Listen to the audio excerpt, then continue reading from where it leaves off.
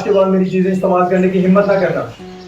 तो मैंने तुम्हारी चीजें इस्तेमाल की हैं, तुम्हें पता भी है ये किस ब्रांड से लिए गए हैं और इनकी कीमत क्या है। आपकी मामा ने मुझे दिए थे। ये तुम जैसों के लिए नहीं बनाए गए, ये तो मुझ जैसे पढ़े लिखे और मॉडर्न लोगों के लिए बनाए गए। अली, जरा तुम दोनों अंदर आओ।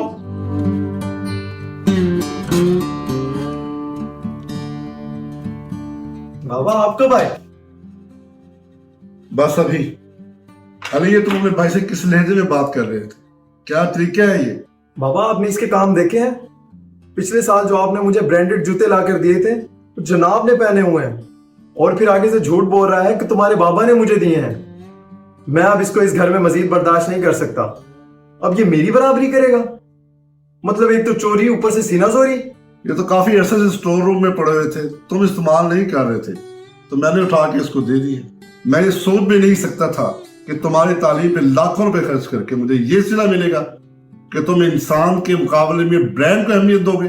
तुम्हें मालूम है 1400 साल पहले आका सल्लल्लाहु अलैहि वसल्लम ने फरमाया था हिज्जतुल वदा में कि तमाम मुसलमान भाई भाई हैं, किसी को किसी पर फौकियत हासिल नहीं, मां सवाए तकवा की।